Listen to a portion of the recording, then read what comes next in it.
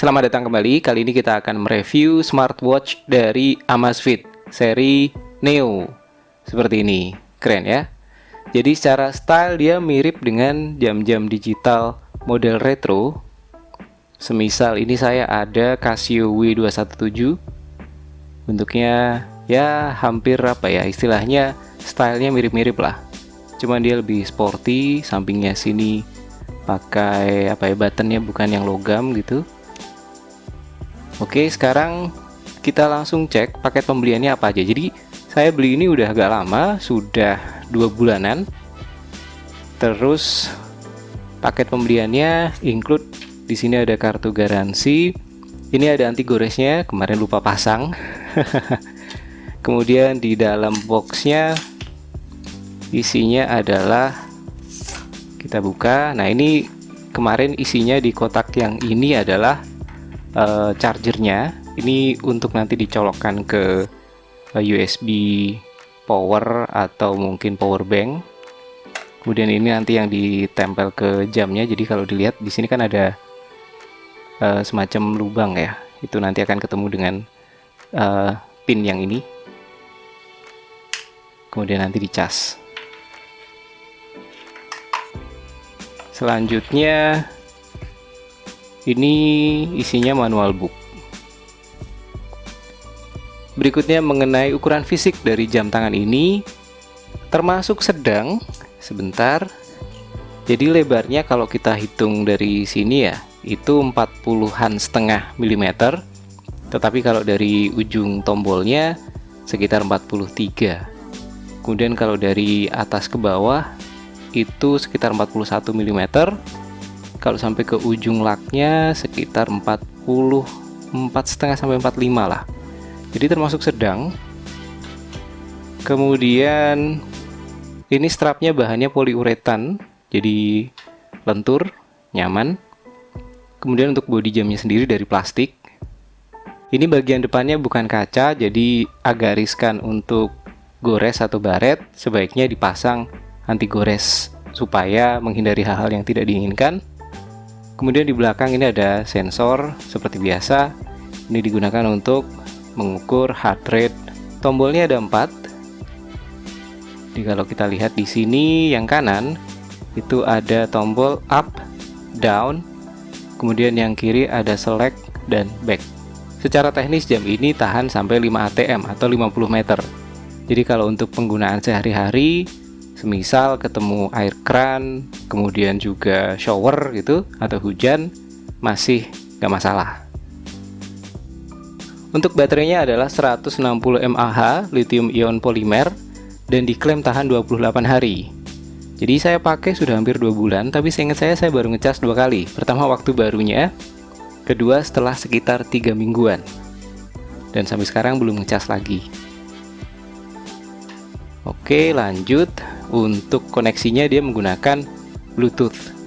Selanjutnya untuk menu jam tangan ini adalah world time. Jadi teman-teman bisa atur di sini kalau misal digeser atau ditekan selectnya dia akan pindah kota. Jadi kalau di Jakarta 11.32 AM, maka ini ada kota-kota di dunia, Sydney, kemudian Jakarta, New York City, London dan seterusnya. Kemudian berikutnya kita tekan ini aja, up. Ini adalah setting alarm. Untuk alarm di settingnya bukan di jam, nanti di HP. Kita lanjut. PAI adalah Personal Activity Intelligence Score. Jadi skor 22 ini menunjukkan bahwa saya sebenarnya kurang beraktivitas. Jam tangan ini akan merekam aktivitas kita dan kemudian menampilkan skornya. Lanjut. Ini heart rate. Jadi ini karena nggak nempel ke tangan, jadi ngukurnya agak ngaco. Kalau misal kita tempel, baru dia ngikutin.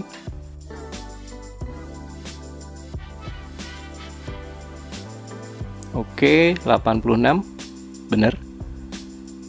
Lanjut. Ini adalah jumlah langkah atau pedometer. Ini adalah jarak yang ditempuh. Dan ini adalah kalori yang dibakar. Ini adalah perakiran cuaca, jadi kalau jam ini sudah connect ke HP, nanti dia akan menyampaikan perakiraan cuaca, apakah hujan, berawan, terang, dan sebagainya, dan temperaturnya berapa. Kemudian ini adalah fitur untuk no disturb, jadi mau smart, on atau off bisa diatur, tinggal ditekan aja nih selectnya. Oke, ini stopwatch, start stop biasa, startnya pakai select, stopnya pakai select lagi, back untuk reset, tekan lagi balik ke world time. Jam tangan ini bisa dikoneksi dengan smartphone Android dengan menggunakan aplikasi yang namanya ZEP, ZEPP. Ini kita coba buka, dia akan minta akses untuk Bluetooth-nya. Oke, kita nyalakan. Nah, seperti ini. Agak butuh waktu untuk koneksinya.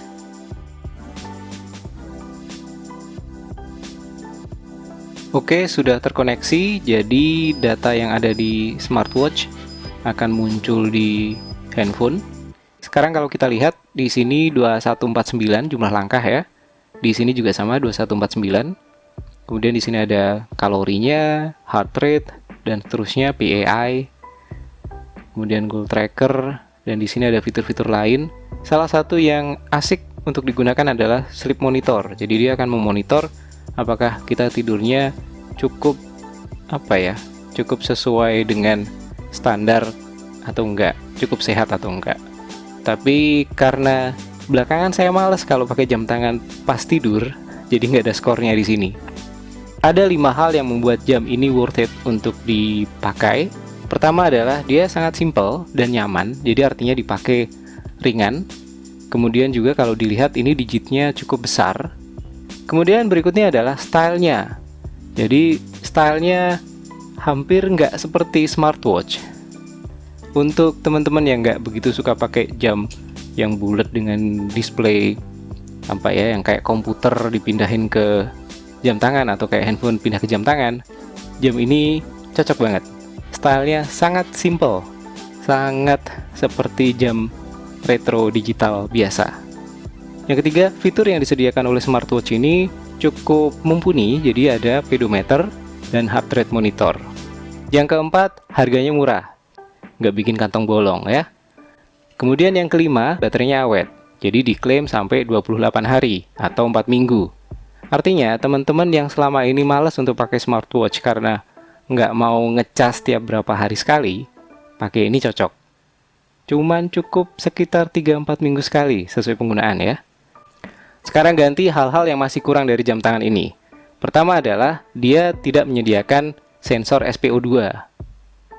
Jadi kalau teman-teman butuh jam tangan yang ada sensor SPO2, silahkan dicari seri-seri lain. Kemudian yang kedua, ini sisi depannya Mika. Jadi agak gampang gores, baret gitu, maka sebaiknya dipasang anti gores. Yang ketiga, jam tangan ini tidak menyediakan fitur timer, padahal dia sudah menyediakan stopwatch. Jadi memang agak sayang, cuman ya kita harap mungkin dari Amazfit nantinya akan ada update firmware supaya di situ ada timer. Yang keempat, jam tangan ini tidak ada fitur vibrate. Jadi kalau teman-teman butuh jam tangan dengan fitur vibrate, silahkan dicek di seri-seri yang lain. Kemudian yang kelima, mungkin ini personal preference. Jadi untuk strapnya agak susah dilepas. Kalau misal di sini ada sedikit cowakannya, mungkin gampang pakai spring bar remover. Tapi dengan strap aslinya juga sudah lumayan mencukupi dan kayaknya agak sulit kalau mau dipakein NATO, karena di sini ada sensor. Kalau pakai NATO strap kan ketutup lah ya. Oke, itu saja. Kalau misal teman-teman berminat, silahkan cek di marketplace. Ada banyak yang jual, harganya juga oke banget, 400 ribuan, dan fiturnya banyak. Terutama untuk teman-teman yang nggak suka pakai jam yang kelihatan banget smartwatch-nya, ini cocok banget. Oke, itu saja. Semoga bermanfaat. Jangan lupa subscribe. Nanti kita akan lanjut lagi untuk setting-settingnya jam ini supaya bisa connect ke smartphone. Sampai ketemu di video berikutnya. Bye!